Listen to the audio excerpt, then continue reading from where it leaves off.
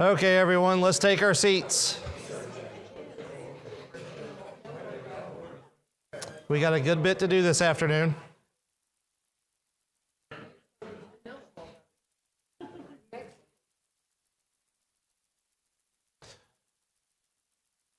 So you may have noticed that before we took a break, I skipped over the committee updates and maybe thinking that we're going to do that right now, and we can if you want to. Rather than go committee by committee, I was just going to ask, does anyone have anything that they want to update from their committee from December into January? Or are we good to forge ahead? We're good to forge ahead? General nods all around, some half nods. Some things I'm going to accept as nods. That's what we're going to do. Okay, so a couple of things before we get started in the next presentation. Keep in mind as we go along, if you have any questions, feel free to ask. We don't necessarily have to wait for the end. Just do me a favor, put your question card up so that we can track it, make sure that we're going in some sort of orderly manner. The other thing I'm going to ask is keep in mind, like I said, if you have ideas for what you think these committees should be working on, now is a great time to start talking about it.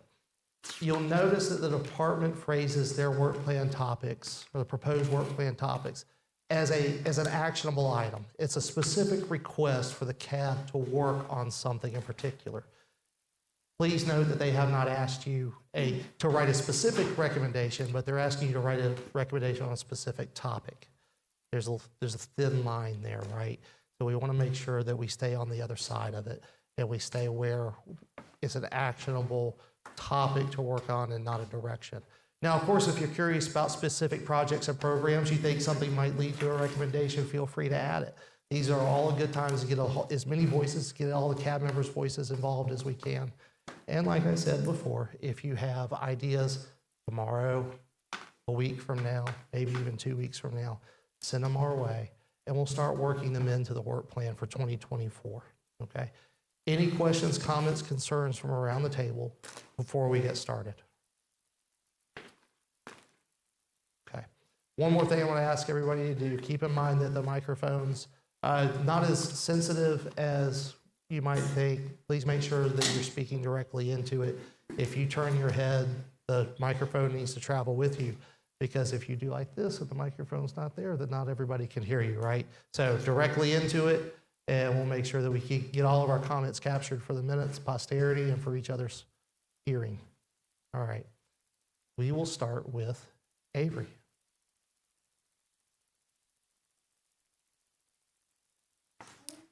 Good afternoon, everybody. I feel like I'm usually in between you guys and your meal or your snack, but this time I'm not standing between you guys and cookies, so that's a good thing.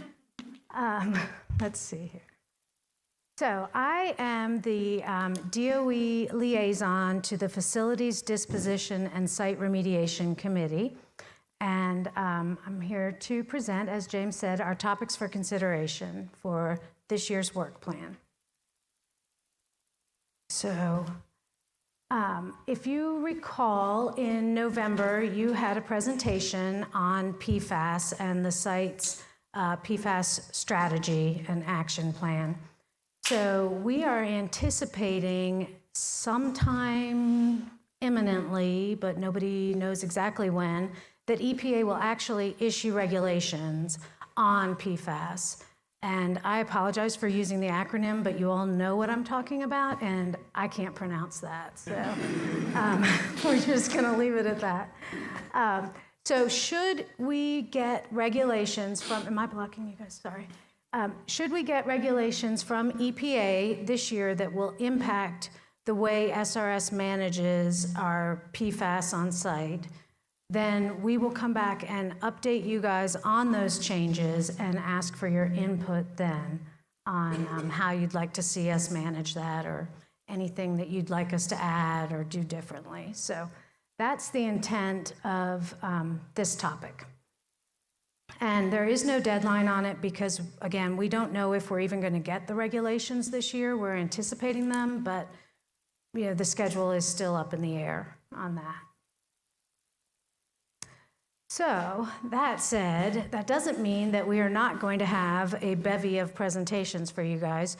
we plan to give you all of the usual presentations that you expect from our committee, which are this list with a few additions or subtractions as you guys see fit, but the annual site environmental report presentation, you get that every year, usually in November. And Greg just mentioned the DHEC Environmental Surveillance and Oversight Program, or ESOP presentation. And DHEC has done a lot of work to accelerate their data crunching to get those in line with our ACER presentation so that you can get both presentations in one go, which I think was a really good format and worked well to have both sets of data presented. You'll get the Forest Service annual update, the Savannah River Ecology Lab annual update, which for this year you're actually going to have tomorrow. Dr. Rhodes will be here. The Cold War History Preservation Program update, and the Savannah River Archaeological Research Program update. And then every year we ask Susan and John, or whoever they delegate, to give us a presentation on their oversight of the site's activities. So you'll get to hear from the DHEC and EPA perspective how they oversee the cleanup program at SRS. And then another one that we've done in the past, and with a bunch of new CAB members coming in, we thought it would be a good idea to do a NEPA presentation, which is the National Environmental Policy Act, and how that's implemented at SRS.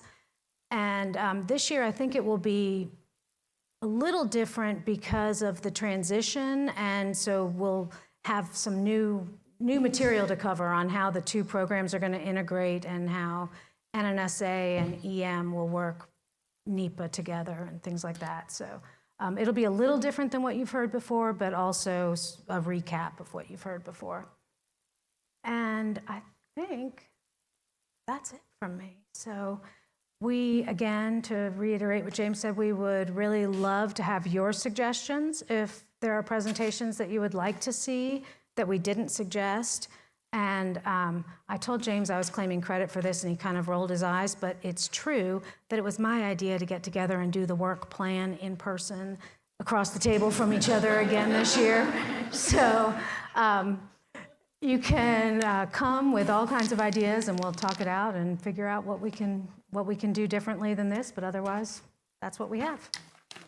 Any questions? FDSR, that's Facilities Disposition and Site Remediation. Can you very, very briefly talk about some of the programs that would fall up under that? Sure. So we used to be strictly site cleanup, and it was the remediation of waste units and the D&D of the deactivation and decommissioning of excess facilities.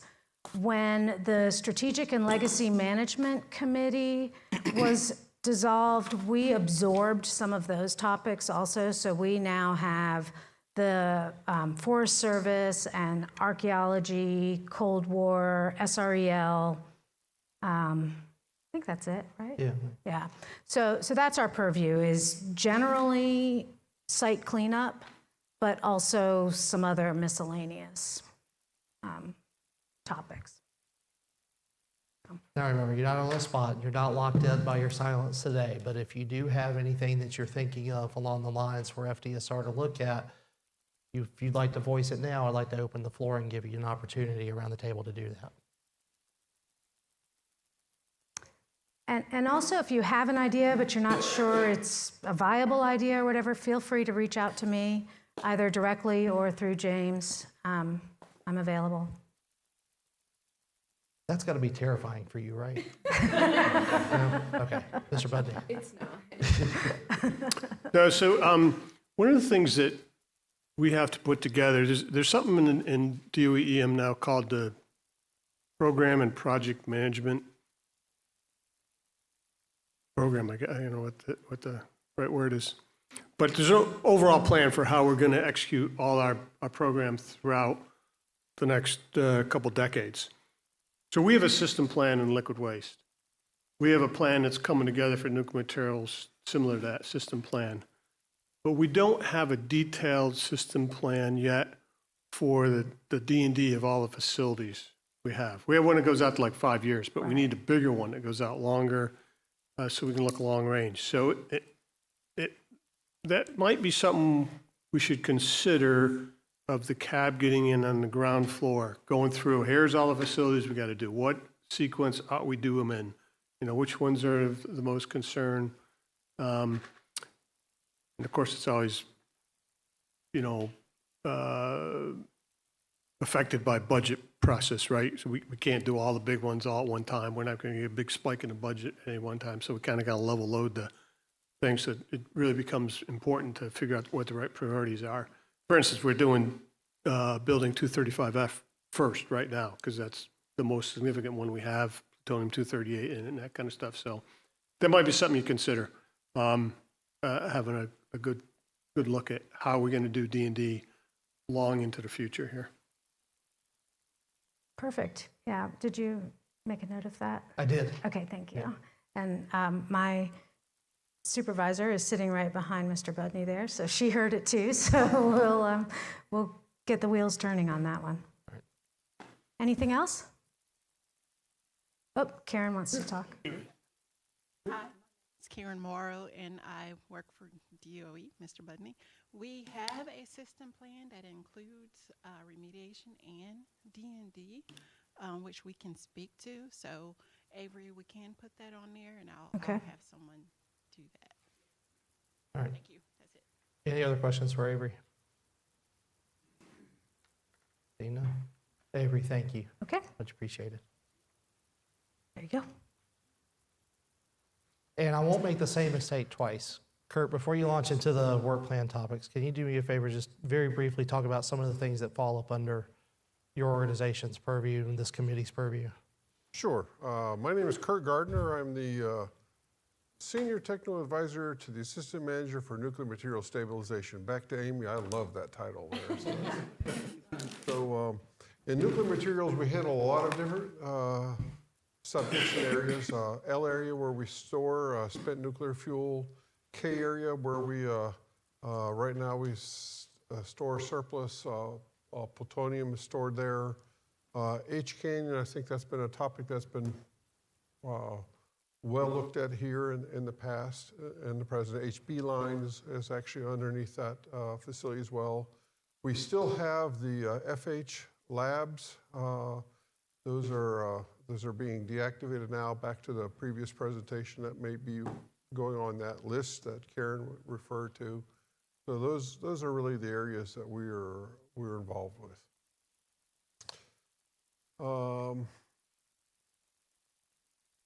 So we have several different topics we'd like to cover this year.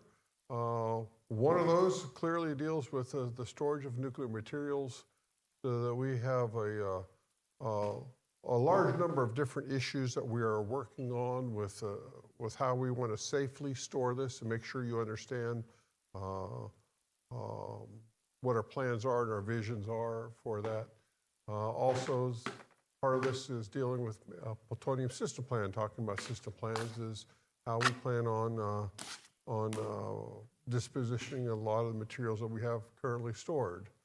Also, an update on the criticality control overpacks. Those are the items that we send out the WIP that have contain plutonium in there. Clearly, we'll talk a little bit more about the transition as NNSA takes over as the landlord of K area itself. Another area we want to talk about is efforts for, we'll actually hopefully talk about that tomorrow on non-aluminum spent nuclear fuel next week.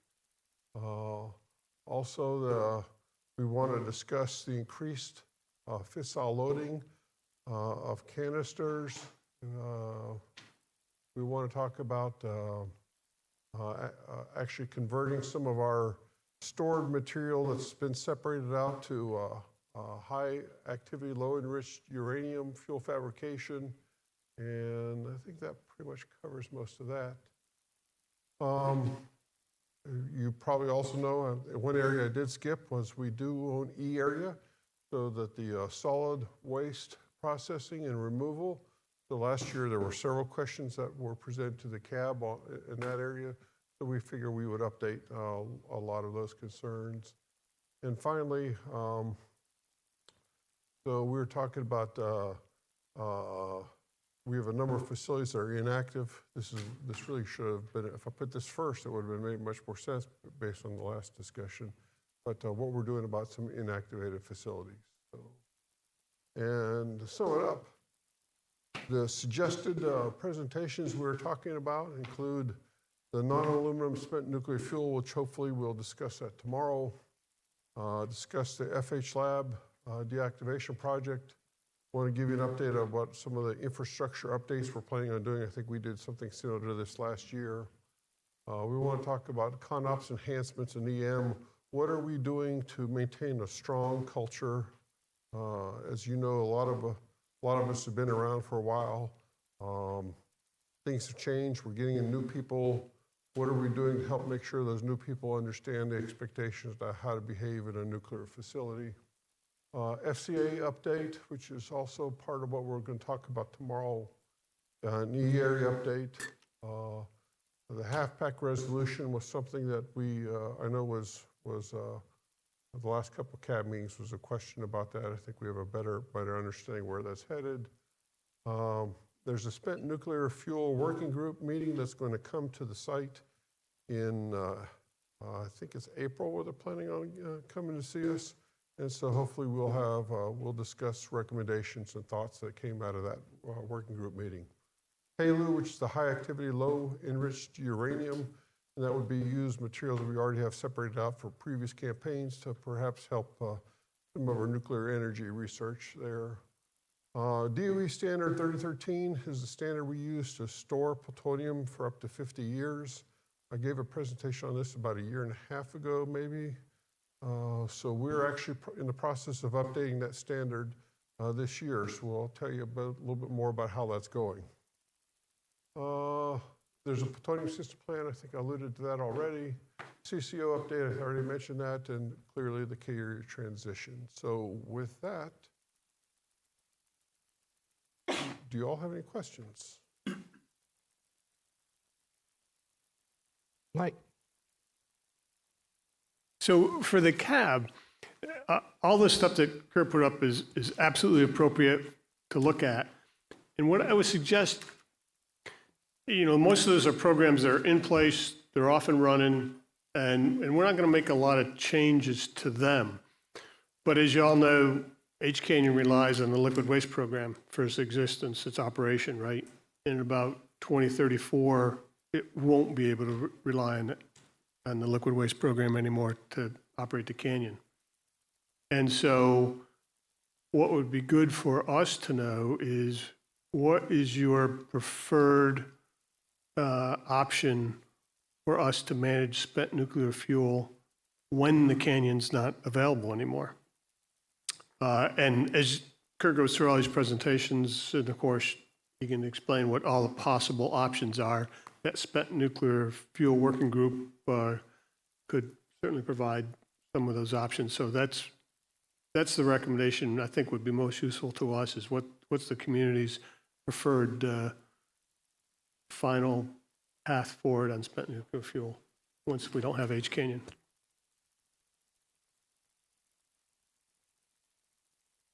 Any other comments, questions around the table? Saving it all for later? Okay, I understand. Okay. Kurt, thank you so much. you. Appreciate it.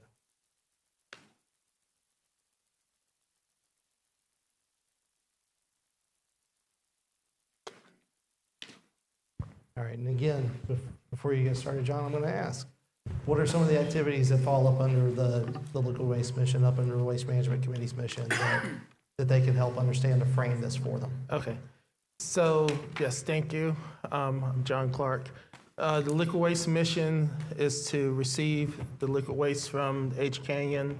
We're supposed to safely store that waste in our tanks. We're supposed to treat and process that waste. when we do, sorry. Not just supposed to, we are doing that. And, we treat the waste and we get the waste to its final disposition, either salt stone or as the vitrified glass waste forms. That answer? Is that good? Okay.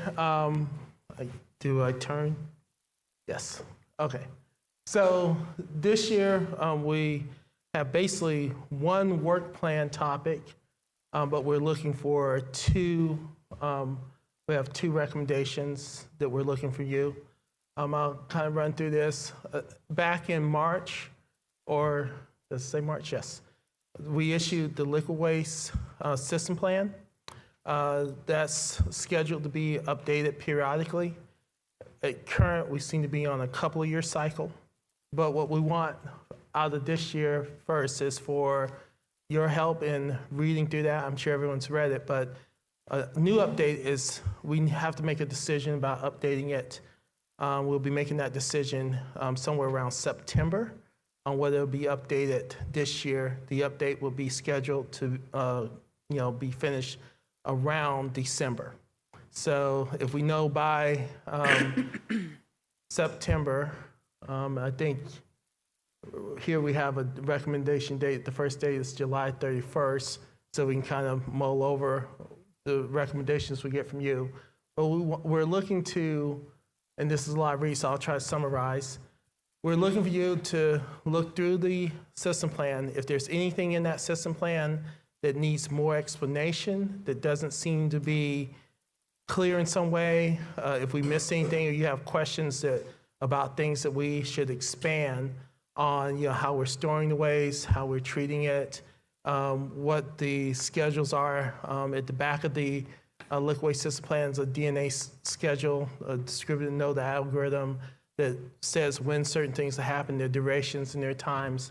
If you all could look through that and give us input on, is this understandable? Do we need to flesh out anything anymore than what we have? That would be most useful. We could get that somewhere around the end of July 31st, so that we can kind of mull it over and say yes or no on whether or not we need to go forward, give SRMC, our contractor, an idea on whether or not we would like an update for this year. So that's the first thing. The second recommendation is from your perspective, and I'll kind of read, this one's not as long. We want to get an analysis or an idea of the opportunities to reduce the time between the preliminary cease waste removal schedule. If there's any efficiencies you all see, if there's any tanks or, that we need to clean out first, or the order, the sequence. If you all have a preference, we would like to know that. And if we could have that recommendation in the September timeframe, we can work that into the update if the update was decided, or we can work that through our modeling process. So those are the two recommendations. Are there any questions or comments? Okay, and to facilitate that, we have some good presentation plans. We have one about every meeting, and the first one will be the in-stream. Well, actually, you all have a presentation tomorrow that's not up here. So one of the things that's going to best facilitate that is the PCWR presentation. So you'll hear from a representative tomorrow that will give some of the drivers for the preliminary cease waste removal, program or process, the drivers. So that'll be the first one. Then we'll have a presentation here on the in-stream delivery. They'll talk about optimizations and improvement for salt stones and ETF. Then we'll have an update on the construction progress, for the SDUs. We'll have another presentation about DWPF and the basis of Climb to 9 improvements. You all have heard about Climb to 9. That's also in the liquid waste system plan. they'll give you an overview of where we're at and where we're headed and what we're trying to implement and how to have that facility keep pace with SWPF. Then we'll have a presentation later on SWPF about, again, Climb to 9 optimizations and improvements to get us to the 9 million gallons of improvement. Then we'll have a presentation about liquid waste, the risk reduction, Curie capture, things that will improve us generally getting that program settled in. And then there'll be a presentation that talks about the laboratories at SRMC, that how those help us process and support increased processing of salt and sludge baskets, and understanding how all that gets laid out and get the analysis so that we can make meaningful progress towards closure. And that's it for me. Are there any questions? We'll go to Greg. Yeah, thanks, John. Thanks for the presentation. You're the right person to ask about this. I was thinking about your suggestion about a recommendation regarding, in essence, I don't know, the readability of the system plan. And I was thinking in terms of the recommendation of Sade's that we're going to be considering later today. When y'all do something like that, do you run it through some algorithms to look at things like, what is it, the Fleischmann's readability index or whatever that thing is called? Or I was just thinking about just throwing it straight into one of the AIs that they have now and say, how could this be improved for readability by lay people instead of us experts? Do y'all do anything like that? That is a good suggestion. I'm going to ask for help on whether we do. We don't on our side, on the DOE direct side, but we get help with that. If I phoned a friend, does anybody want to help me?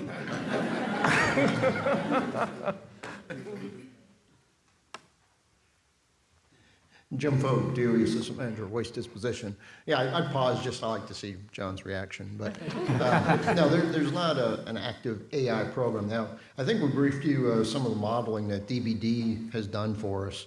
And so, they are looking at some of those options as far as the future goes. Right now, I would call it more of a brute force type of analysis, where thankfully we have a very responsive and fast model that they may provide us. So, for instance, on Rev 23, I think we ran something like 100 different cases and, optimizing, tweaking, and things like that. So, again, we have a ways to go to get into what you're talking about, but it is a pretty proactive and very engaged model that we have. I'm thinking, though, it sounds like maybe I'm misconstruing or misunderstanding. You're talking more about the technical information provided. I was thinking more from, if we're talking about a community perspective, on how the information could be made clearer and more comprehensible, if there's a mechanism for doing that. I mean, from what I know about AI and the chats that are out there, that's the perfect use of them. They'd say, what information is missing that a normal person, would probably like to know. And I don't know. I don't know, but it seems like that's a great use for something It like may be that. something we can certainly look at. Mr. Bundy. Hey, Jim, I just don't recall. Do we have like an executive summary at the beginning of that? I always look through the whole plan, and it's Yeah. many pages long that I don't think everybody's going to read through, but maybe we concentrate on how the executive summary reads for the public. Right, we can look at that, but we do have an executive summary, and that's in there. And again, what we're really looking for here is how best we communicate the story, right? Because we have a solid mission, finished by 2037, and as I've said before, we need everybody on board with us to help us out. So what's the best way to do that, right? What's the best way to get the communication across to the stakeholders, to Congress, to anybody else to help us carry that mission? That's really what we're after here, how best to do that. Yep, and I think your suggestion is to get, the readability, grade level. Does this make sense to the common person? That's a very good suggestion that we can take in. The interesting thing with those is, a lot of that stuff lives in a cloud off-site, and so when you take some of those readability programs, you're taking an unapproved document and sending it out there into the world. and then bringing it back in. And that's where you run into some questionable IT practices. All right, any other questions, comments, concerns from around the table? All right, seeing none. Okay, thank you. I'll take. Take this. Okay, Thanks, John. thank you. Appreciate it. Yes, sir. All right. So next up, I'll do it if you want me to. I would love it. So flip back to the other page, because I just want to make a point here on this one. The Long-Term Missions and Budget Committee, this is the one that we just set up this year. We don't have an official point of contact for that yet, so it's me. And James and I have been working with the lab and our CFO's office to make sure we have some good topics for this. So you can flip to the next one. That's why you see the big blank there on that page. So one of the things that we ask you guys for every year is the budget priority list. When we start our budget planning process, I know you guys that have been around for a while know that we always want your input on what you think the most important things are. So that's no different. And then the other topics that we have on tap for the year, James, if you'll flip that slide for me. We want to get you guys more engaged in what's going on at the lab. You know, we typically don't spend as much time on Savannah River National Laboratory. That's something that I would like us to change because it is the only EM lab in the complex. I'm very proud of the work that they do, and I know they're very proud of the work that they do too. So we want to get them more engaged in routine presentations to the CAB, and these are some of the ones that we're looking at. An overview of what they do, their Altimus system, the RCE, and several other things probably that we could do at the lab. So we'll talk about that more at the committee level, I think, and maybe get some more topics together for that. Also, we'll just continue to update you on transition. That's a part of this committee as well. Hubert? Thank you. Hubert Von Toul, Long-Term Missions and Budget. You know, I'm kind of a big picture guy. Details, not quite so good on. By not becoming an engineer, I probably saved thousands of lives. And all of this looks good, but I just want to focus on that last item there because, you know, the change of landlord, it is a very big thing. And I know that, you know, we're off to a good start on it. I know the plans look great. And most plans do look great when you get started. But, you know, we don't know yet exactly how it's all going to work out in the next 2, 5, 10 years. And so I think it's important that in this work plan, particularly for this committee, that we leave some space in the process for keeping an eye on that, maybe building some kind of formal links to people on the new landlord side or something like that. But it's, you know, it's just something we have to give close attention to. Amy? I was just going to say, certainly, we'll be happy to do that. Any other questions or comments from around the table? Charles? It's an overall question. And as I've looked through these presentations, Mr. Budney, you raised the point of H Canyon in 2034 or whenever it shuts down. I have grave concerns. At the last CAB meeting, we passed a recommendation recommending that thing stay in a high state of readiness. At the same time, Jim and I were already discussing a follow-up recommendation. There's grave concern too, if the thing runs, you gotta have a place to put the stuff. And here we are pushing you to close all those tanks and grout them up. There appears to be a need that somehow one stays clean and open for utilization in the future. And so I just challenge whichever committee, nuclear materials, facilities, whatever, to take a look at that in the future My understanding is H Canyon is the only thing y'all have got in the complex that, in the entire DOE complex that can do what's done there. And it really frightens me that there's any consideration of ultimately shutting it down and putting it on cold standby even. I just think that thing is so important to this nation's utilization of the nuclear program that that thing stays hot. And at the same time, I don't know the answer, but is there plans to leave one tank open and ready in a hot state of readiness in case that thing's needed in 2045 or whenever? Just, that was something that Jim and I were already discussing about a recommendation. We just ran out of time on it. Yeah, Charles, so there are groups at headquarters have been charged with sorting this out. The Nuclear Fuel Working Group is one of them. So there is a team across all of DOE, not just EM, that's looking at, hey, what's the environment? What environment do we need post-liquid waste? I say it that way because it's, you know, one of the options is it's not post-H Canyon.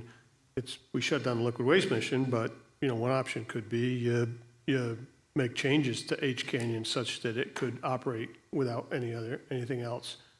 But there are other options too, and I don't know what the preferred solution is going to be. But yeah, everybody's aware that we got to make a decision. We got to figure out what the way ahead is there. And until we get to the point where we can't support it, we will keep it running in a high state of readiness per the law.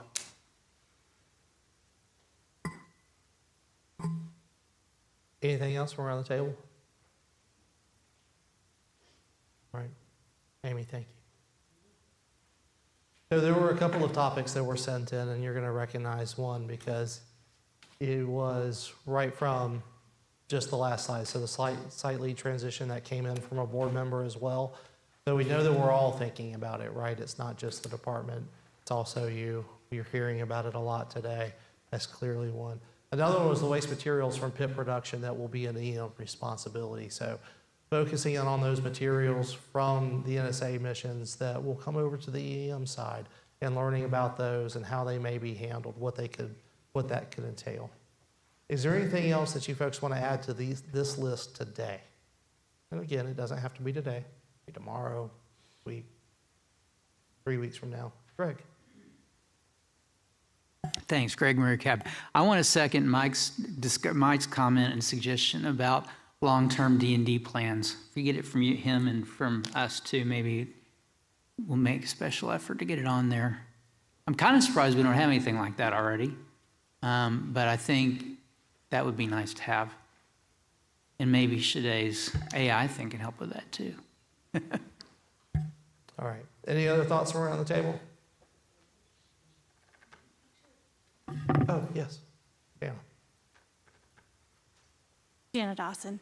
And I apologize, I wasn't at the last cab, but I was initially under the impression that pit production was actually a pit maintenance more than it was production. Is there somebody who can just really quickly, explain what that is exactly? I'm outrageously underqualified for that, but if anybody else is.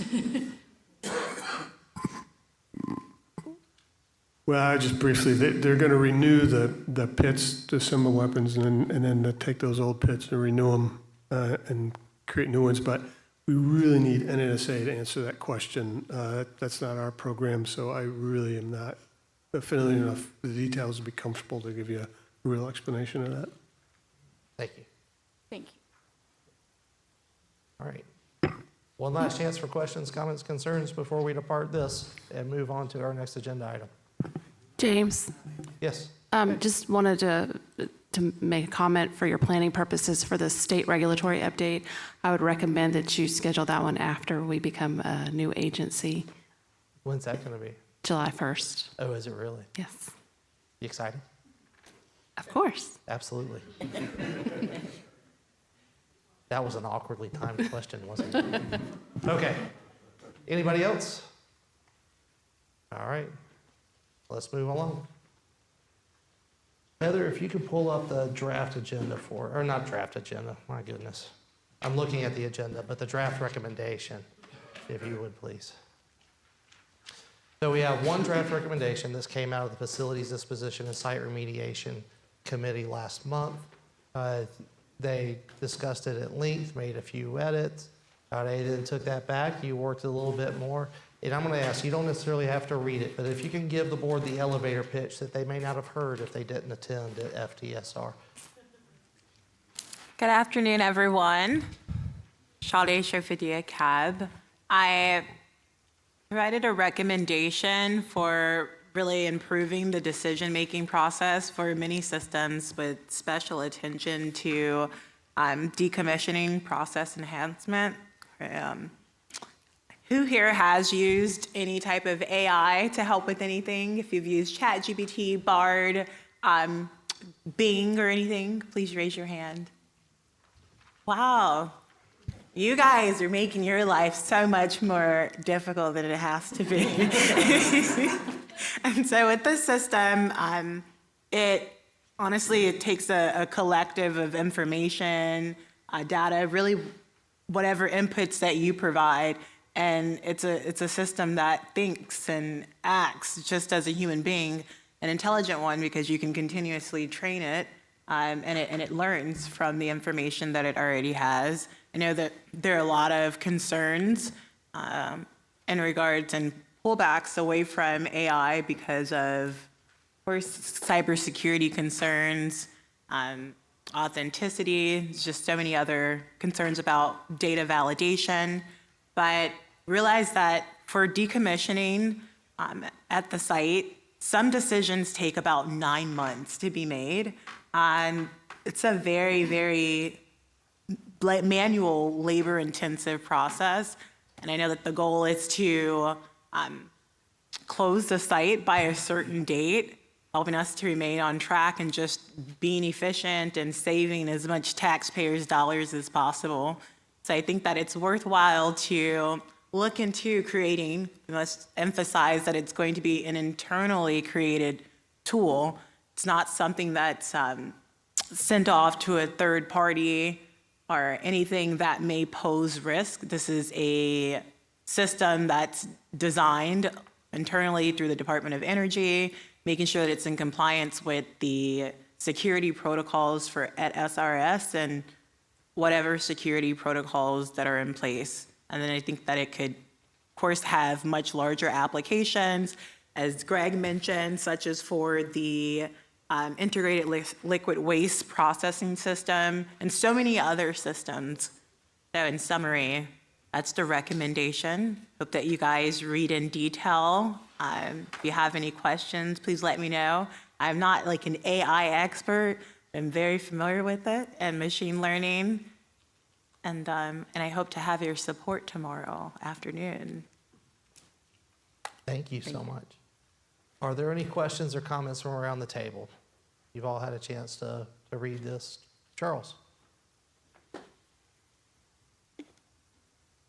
Charles Hilton Cab. Has anyone, I know this is preliminary, has anyone in the security department, whatever y'all call it, IT department at DOE looked at this as far as a point of concern?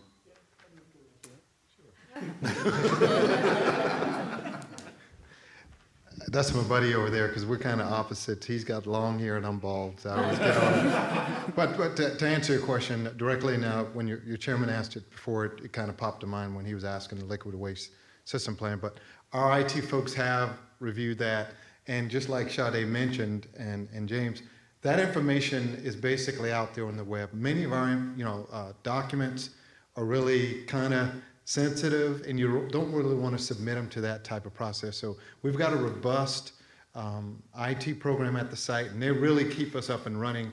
We get all kinds of attacks, all those kind of things, but they also keep us abreast of the latest technology. And we were informed some months ago, before AI started getting up and going, hey, just to let you know, we can't use those features because X, Y, and Z. But for this purpose, we can definitely maybe work with you guys to really get what you need, particularly like on the system planner. We can do like a group think, have our experts sit down with everybody who wants to know, and we can comb through many of the documents that you would like to get a better understanding on and really help build a simplified version so that the layperson can definitely understand what we're doing and make pretty good recommendations on how we could partner to make the best solutions. So I hope I answered your question there. Yeah, I guess a couple of the concerns are that if you use the AI model or AI systems that are available on the internet, we don't know what the code says, how it's making its decisions, and the validity of the data that it draws on to make those decisions. That doesn't mean we can't use it on the site if we build our own model that does AI. And Ultimus project that SRNL does is already in line with this. They're already using that system to take the data that exists in the field and make predictions about what they ought to do next for controlling plumes and the stuff that's in the ground. So but we would just have to build our own. We just can't go out and use something that somebody else built because you don't have enough surety about where that information came from. But I personally think it's a great idea that we ought to be working on this to figure out our stuff internally. Kim? Well, I think, this is Kim Ray Cab. I was just going to say, I think exactly what you were saying, Mr. Budney, that I think that's what people are missing. Sade is not suggesting that we submit this to ChatGPT and come up with an answer. He's talking about building it internally, that you all hire your own IT people, computer engineers, bioscience engineers, whoever you need to, use your historical data from what you've been doing for the last 50, 60, 70 years, use that information to generate how you move forward in the future. You don't have to go external to do that. You have the information. It's just a matter of putting it into the process, into a program, and coming up with how you move forward in the future. Any other thoughts around the table? Questions, comments, concerns? I thought she was very generous in saying that we can make a decision in 9 months.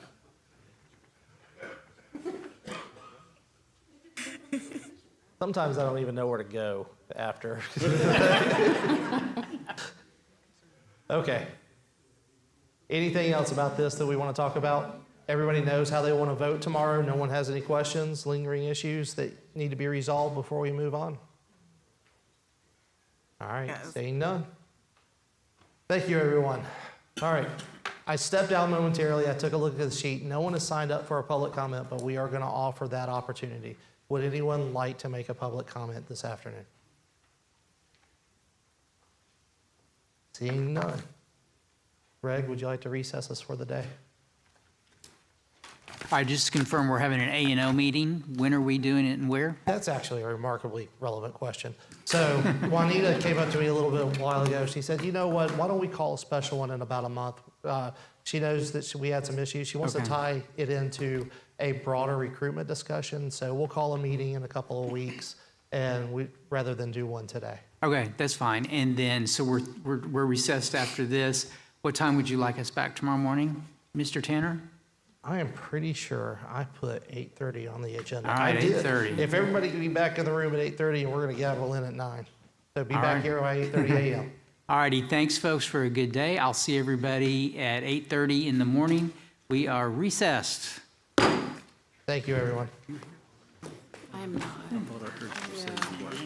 Got to the geology board, and then I got a public meeting.